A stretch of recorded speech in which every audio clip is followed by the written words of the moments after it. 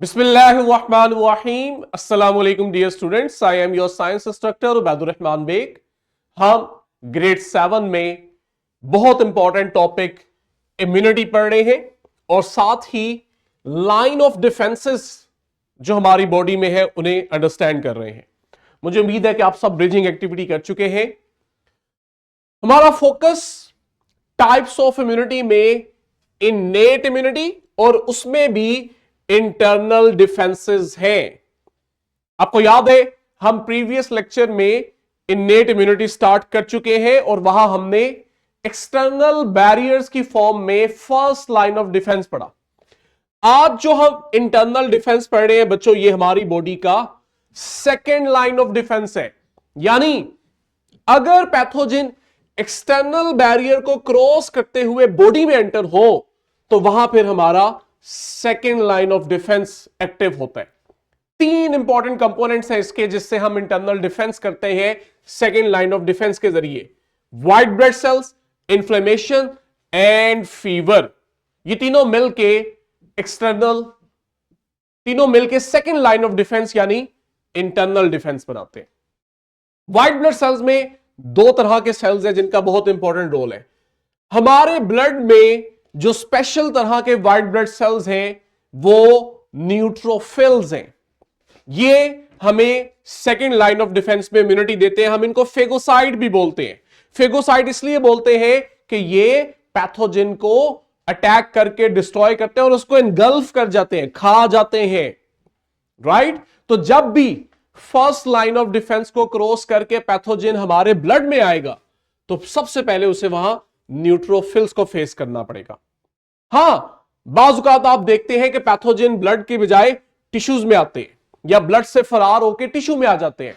तो टिश्यू में भी कुछ हो जो पैथोजेंस को किल करे तो वहां जो व्हाइट ब्लड सेल्स हैं वो मैक्रोफेजेस हैं। ब्लड में न्यूट्रोफिल्स और टिश्यू में मैक्रोफेजेस, इन दोनों का काम पैथोजेंस को डिस्ट्रॉय करना।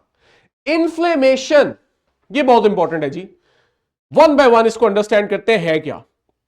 अब देखो, आपकी स्किन अगर कहीं रप्चर करती है और फर्स्ट लाइन ऑफ डिफेंस जो है वो फेल हो जाती है और जर्म्स बैक्टीरिया डायरेक्ट आपकी बॉडी में एंटर होते हैं तो यहां देखो आपकी बॉडी में कुछ सिग्नल्स प्रोड्यूस होते हैं जो बताते हैं हमारे इम्यून सिस्टम को कि कहां पे बैक्टीरिया या पैथोजेंस एंटर हुए हैं।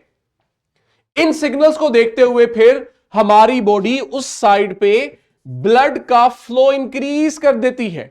जब उस जगह पे ब्लड का फ्लो इंक्रीज होता है तो देखो आपको कुछ सिम्टम्स मिलती हैं। जैसे आप लोग देखते हैं कि इंजरी वाली साइड पे रेडनेस हो जाती है, स्वेलिंग हो जाती है, वो जगह गर्म हो जाती है। क्यों? उसकी वजह यह होती है कि वहां पे ब्लड का फ्लो बढ़ जाता है। और ब्लड का फ्लो क्यों बढ़ाया जा रहा होता है कि ज्यादा ब्लड आने से इंजरी वाली जगह पे ज्यादा व्हाइट ब्लड सेल्स आएंगे। तो जितने ज्यादा व्हाइट ब्लड सेल्स इंजरी वाली जगह पे आएंगे उतना ही ज्यादा वो पैथोजेंस को डिस्ट्रॉय करके हमारी बॉडी का डिफेंस कर रहे होंगे। ये सारा जो प्रोसेस है इसे बच्चों इन्फ्लेमेशन कहते हैं। तो ये भी हमारी सेकेंड लाइन ऑफ डिफेंस है। Third method, fever. आमतौर पे जो हमारा एक परसेप्शन बना होता है कि बुखार बुरी चीज है, असल में जो फीवर है वो राइज इन टेम्परेचर है। आपकी बॉडी का टेम्परेचर बढ़ जाता है। ये जो राइज इन टेम्परेचर है जिसको आप फीवर कहते हैं बच्चों, ये अच्छी चीज है क्योंकि ये आपकी बॉडी को अलर्ट करती है कि आपकी बॉडी में बाहर से पैथोजन आ गए ताकि आपका इम्यून सिस्टम एक्टिव हो और उनको किल करे। तो हायर टेम्परेचर एक तो पैथोजेंस की ग्रोथ को रोकता है। ठीक है, हर तरह का पैथोजन हाई टेम्परेचर पर सर्वाइव नहीं कर पाता।